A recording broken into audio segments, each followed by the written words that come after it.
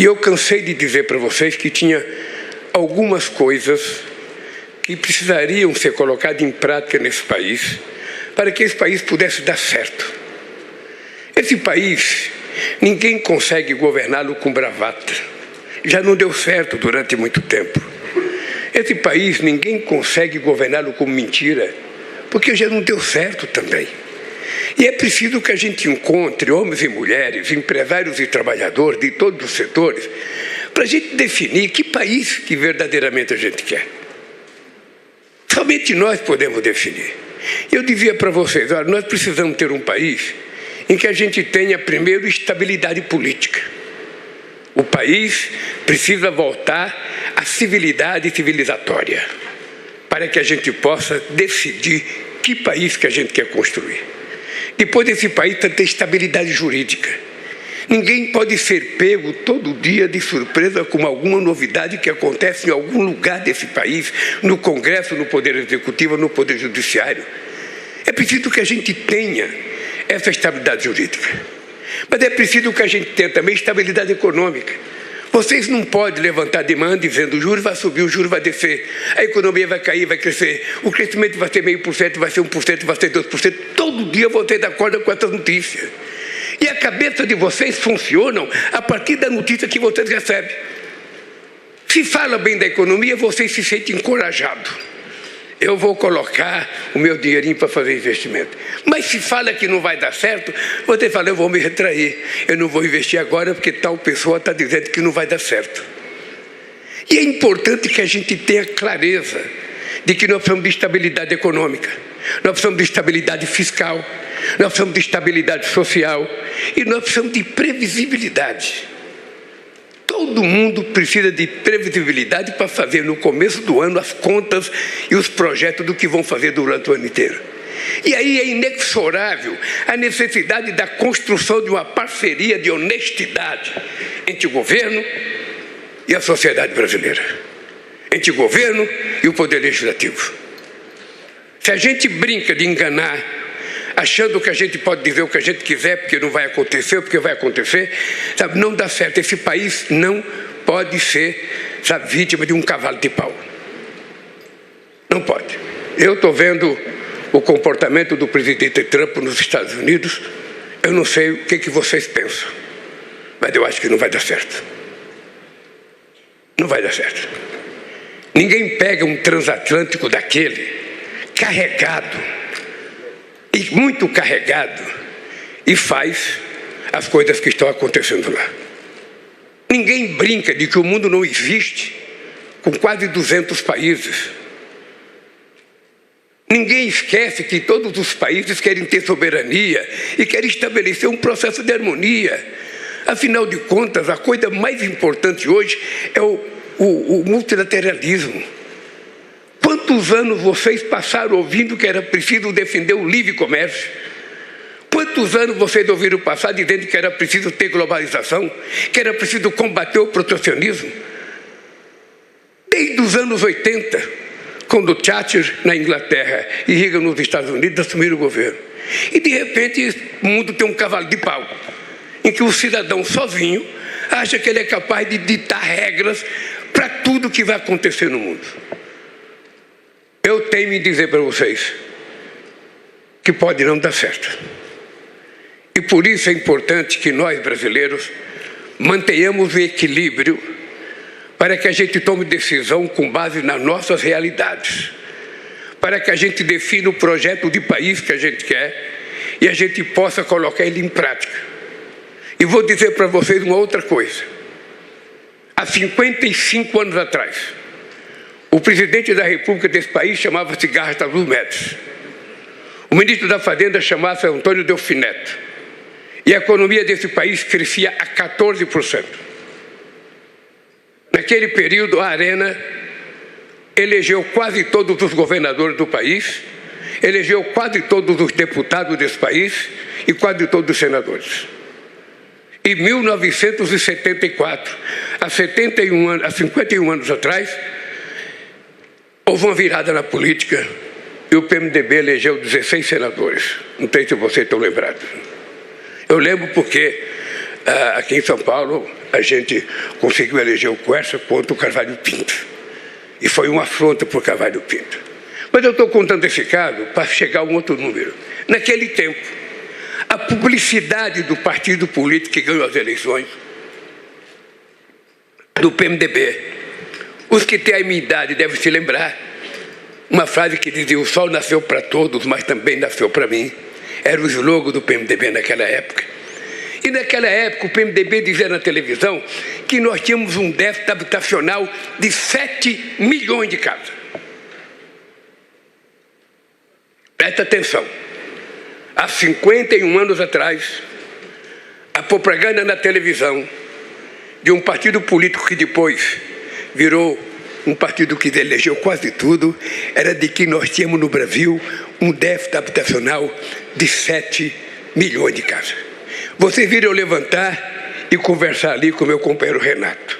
Eu fui perguntar para o Renato: Renato, quanto é o déficit habitacional hoje no Brasil? Ele falou: 7 milhões de casas. Ou seja, são 51 anos depois. 7 milhões de casas, mesmo sendo o meu governo o que mais construi casa, porque desde que a gente começou Minha Casa Minha Vida, nós já fizemos quase 8 milhões de casas. E ainda temos um déficit de 7. Significa que nós estamos enxugando gelo. Significa, companheiro Haddad, companheiro Rui, companheiro Barroso, companheiros empresários, significa que nós precisamos fazer muito mais. Porque por mais que a gente faça, a gente sabe que a maioria das casas construídas nesse país ainda é casa construída no mutirão, pelas pessoas que invadem um terreno, que compram um terreninho 5 por 25 e vai fazendo as casas toda torta, mas vai fazendo. Quando nós criamos o programa Moradia, nós tínhamos naquela época 3 milhões e 700 mil casas construídas pelo próprio povo. E nós estamos fazendo muita casa e ainda temos 7 milhões de déficit. Por que eu estou dizendo isso?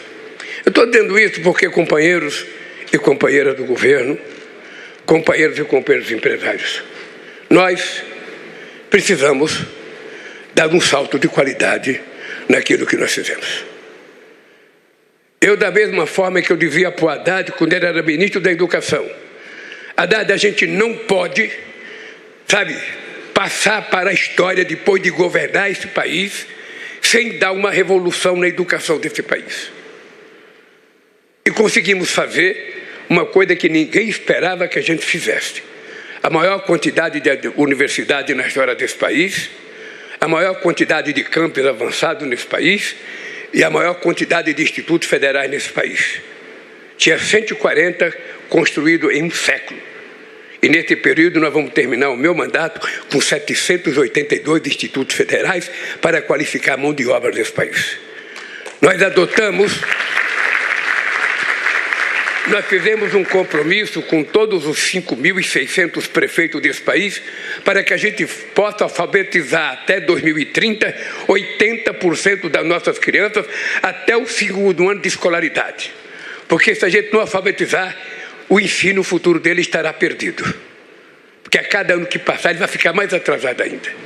Nós estamos assumindo um compromisso de fazer escola de tempo integral, não apenas para garantir ao estudante que fique na escola com mais garantia, mas para dar flexibilidade à mãe e ao pai de poder ter uma atividade fora de casa e saber que o filho está sendo cuidado, que não está à mercê de uma bala perdida em qualquer viela desse país. E tudo isso custa dinheiro. E a definição que nós temos que ter é se isso é gasto ou investimento. Essa é a grande definição que a gente tem que ter enquanto governo. Na minha opinião, tudo isso é investimento. Da mesma forma que investir na construção de casa para o povo, ninguém pode dizer que é gasto. É investimento. Porque não só você está construindo ativos produtivos para a sociedade, para o país, como você está dando garantia. Quem é que não quer um ninho? Vocês já viram um passarinho não querer construir o seu ninho, toda primavera? Então, companheiro, nós precisamos dar um jeito de dar um salto de qualidade. Se fazer a quantidade de casa que nós estamos fazendo ainda não dá conta da gente vencer esse tal de déficit habitacional, é preciso que a gente seja criativo e que a gente pense mais.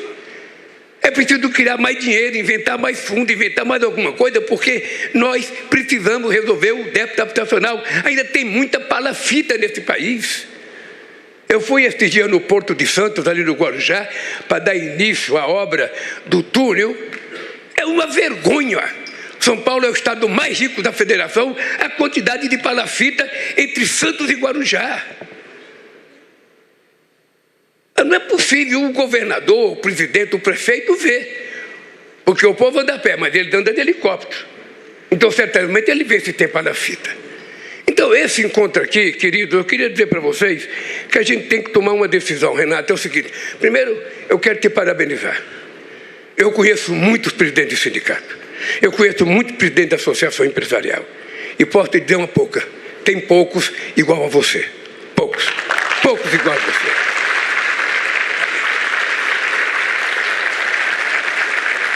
Eu sou daquele que prefere falar bem na frente e falar bem publicamente, porque tem gente que fala bem da gente no individual e por detrás fala mal. E por que eu acho que você é um dos melhores que eu conheço? Porque você, da mesma forma que tem capacidade de reconhecer as coisas que nós fazemos, você, com a mesma capacidade, cobra aquilo que falta ser feito. É de homem assim e de mulher assim que nós precisamos. Sabe, que a gente seja mais verdadeiro. Que tipo de país que a gente deseja? E esse país, ele só vai dar certo se a Constituição Civil der certo. Nós vamos fazer, até o final do meu mandato, 46 concessões ferrovia e rodovia nesses países, contra meia dúzia que foi feito, sabe, durante tanto tempo atrás. E nós vamos fazer concessão sem fazer outorga, porque a tal da outorga era quase que vender uma estrada para que o governador tivesse dinheiro para fazer outra obra, e o preço da outorga era colocado no preço do pedágio para quem pagar, para o usuário pagar. Então o Estado está tirando, nós estamos tirando a outorga para que o beneficiário da concessão seja o usuário, o motorista de carro, de caminhão, de ônibus, que é quem precisa ganhar. Não é o governo que precisa pegar 8 milhões, 10 para fazer outra coisa. Então esse país, companheiros, só será construído se vocês quiserem. Esse país precisa, de uma vez por todas, sabe, evitar as bravatas. Quem é que imaginava que a gente pudesse aprovar uma reforma tributária nesse país? Vamos ser francos, olhe para mim. Quem é que acreditava que a gente podia fazer uma reforma tributária nesse país com um Congresso teoricamente adverso? Não sei se vocês se lembram, o meu partido só elegeu 70 deputados, de 513. Era impossível, teoricamente, você imaginar que a gente ia aprovar uma reforma tributária. E ela foi aprovada.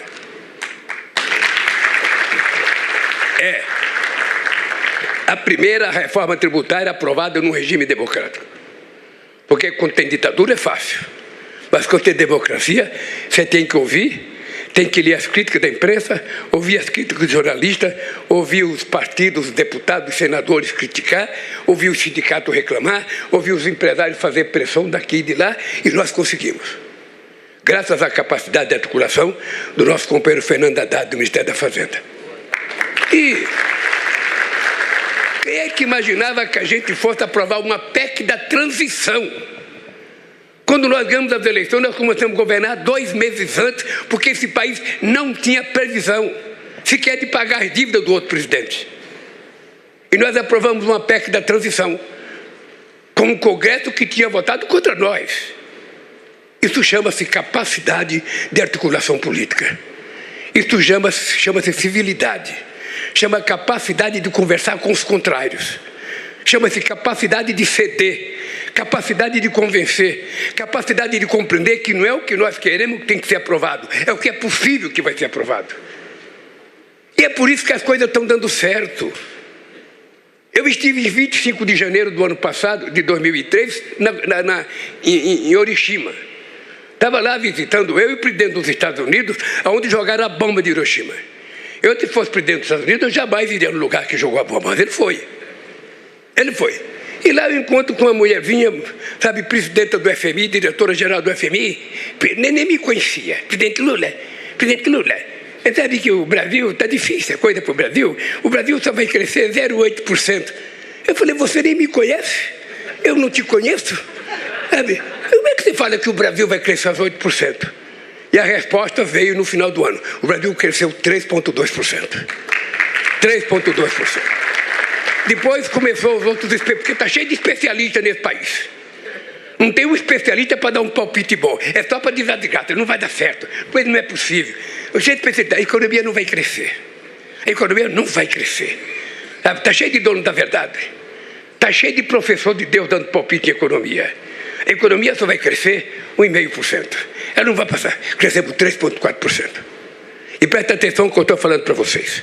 Apesar da taxa de juros, apesar do Trump, pode ficar certo que nesse país está acontecendo um milagre. Não é o milagre da macroeconomia, é o milagre da microeconomia.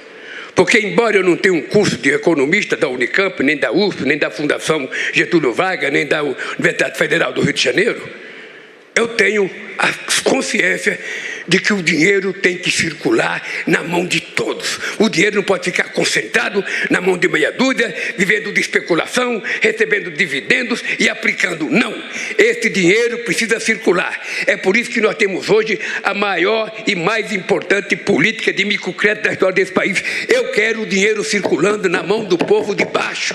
O pessoal do andar de baixo, ele tem o direito de ter um crédito.